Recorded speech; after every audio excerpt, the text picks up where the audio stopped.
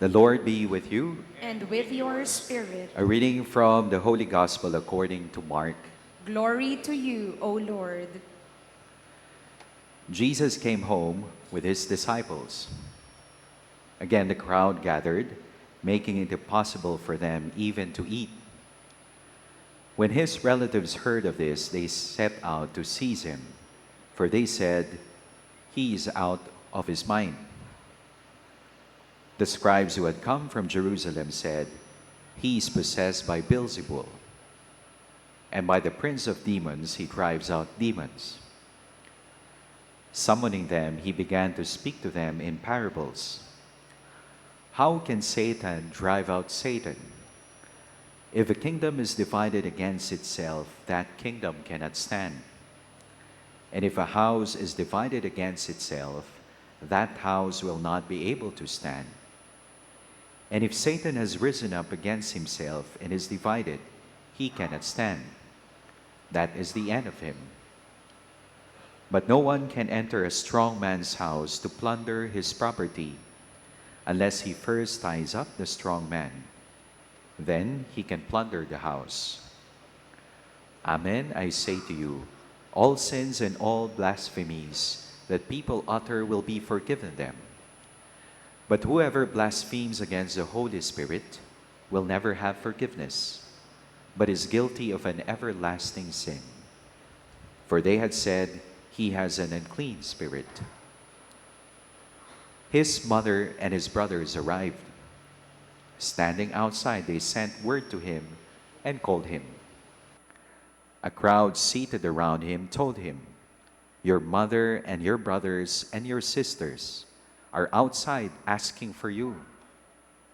But he said to them in reply, "Who are my mother and my brothers?" And looking around at those seated in the circle, he said, "Here are my mother and my brothers. For whoever does the will of God is my brother and sister and mother." My dear friends, the gospel of the Lord. Praise to you, Lord Jesus Christ. Good afternoon, sisters and brothers in Christ.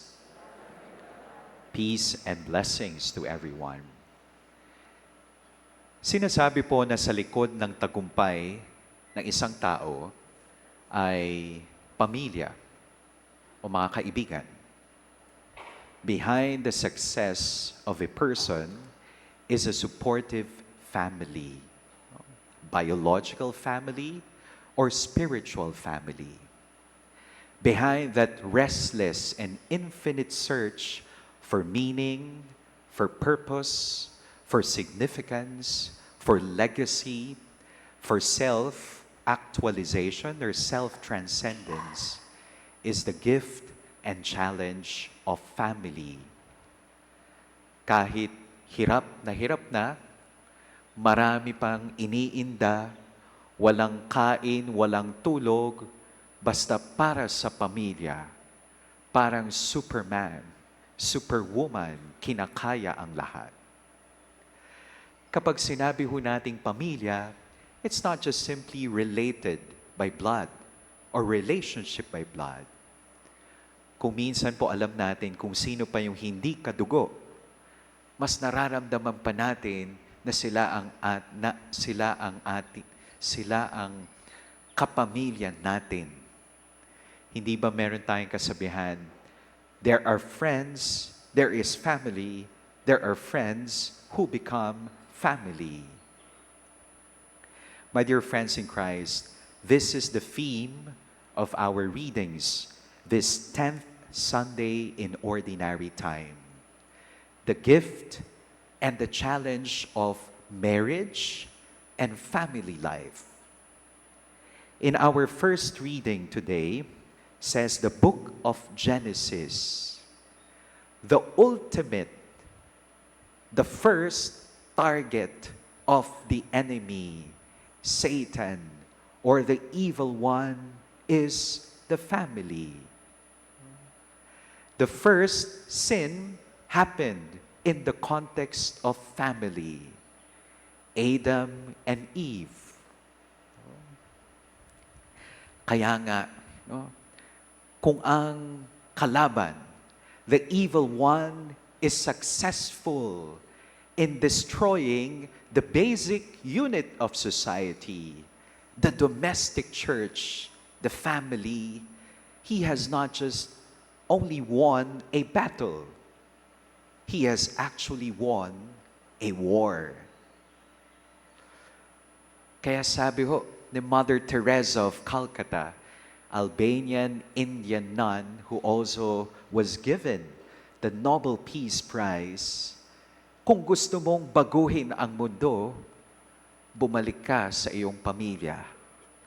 If you want to change the world, go back to your family.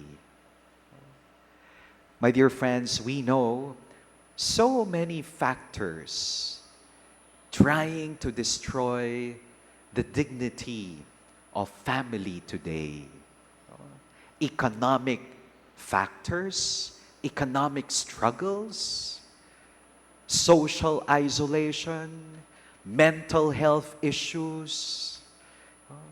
There are family relationships that are irreparable, abusive relationships. Andiyan pa, technological divide and dependence. With all the manifold means of communication, why is still there miscommunication among family members? You know, the divorce is a hot issue at the moment. We know the teachings of the church, the truth coming from the church. But again, we continue to hope and pray that indeed the final decision would be well debated, well prayed, well contemplated, well argued. The final decision, we pray, is faithful to the eternal teachings, but also grounded in the concrete daily human realities of family and married life. Our Lord Jesus, we know His position.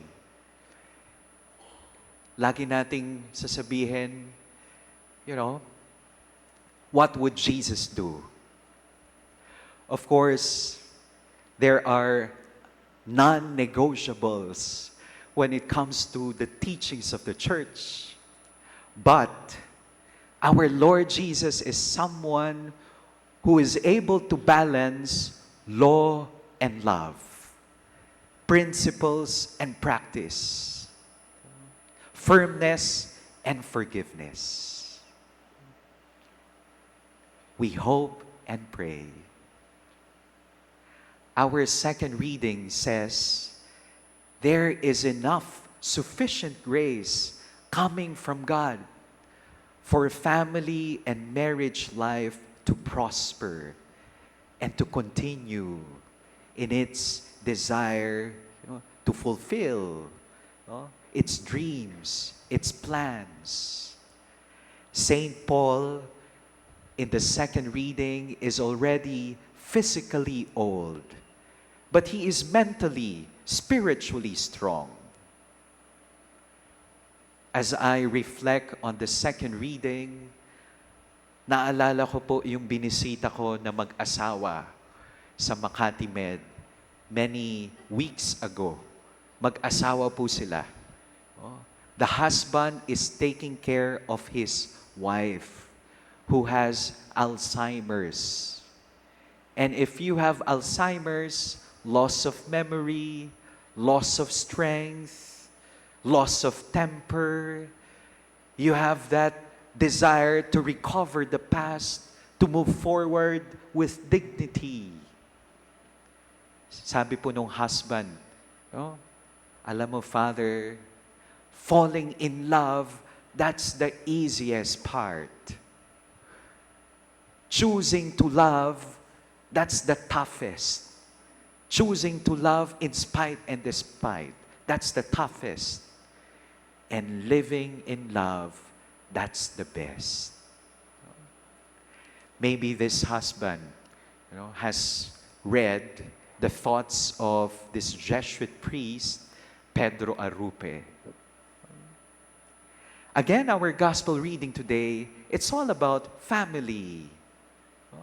Our Lord Jesus Christ says, "My true family are those who do and fulfill the will of God." Is he undermining? Is he rejecting his family ties with Mary, with his relatives? Of course not.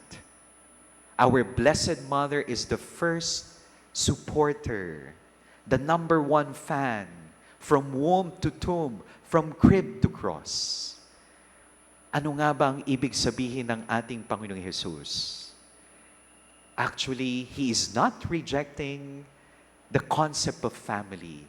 He is deepening it. Pinapalawak, pinapalawig, pinapalalim ni Jesus ang pag-unawa tungkol sa pamilya. That real family is not just simply related by blood, but true family for Jesus is someone who is connected by their commitment to God. Meron tayong kasabihan, blood is thicker than water. But for Jesus, the spiritual waters of baptism is far greater than relationship by blood. My dear friends, we know that family, marriage life is above all gift. It's a gift from God. Sabi nga ng isang poet, family is one of nature's greatest masterpieces. It is family that turns house into a home. Marami ka mang pag-aari na bahay, buildings, condominiums. But if you don't have that family, biological or spiritual, a house remains a house, not a home. And while family, marriage life, it is a gift, it is also a challenge. It is a messy vocation. And I witnessed that with my own parents, with my friends, during the sacrament of confession. Alam niyo po kung minsan ang pinakamatagal na kumpisal, kapag ang kumpisal ay tungkol sa asawa, tungkol sa pamilya. Nakakapagtaka ko minsan, wala kaming asawa, pero sa amin lahat sinasabi ang problema sa asawa. Alam niyo po, nung kami ay nagsimula sa seminary, we are 13. And after 13, 14 years, ako na lamang po ang natira. Pasang-awa. Many of my batchmates are already married and some of them are single. Lagi po nilang gino-joke kapag nagmi-meet po kami, yung mga may asawa, sabi nila, mabuti na lang, Father, hindi ka nag-asawa. Marriage is not just a word, it is a sentence. It is a life sentence. Of course, sabi ko, kanya-kanyang bokasyon yan. Whether it is single, married, or priestly or religious life, you have your own cross, Calvary, to embrace. My dear friends, as the cliche says, there is no such thing as a perfect family. Only perfect moments. When there is patience, understanding, more prayer, more dialogue, more listening. There is no such thing as a perfect marriage. Only healthy marriage. Fruitful marriage. And with that, there is hope. God's vision of family and marriage is still possible and feasible in our broken world.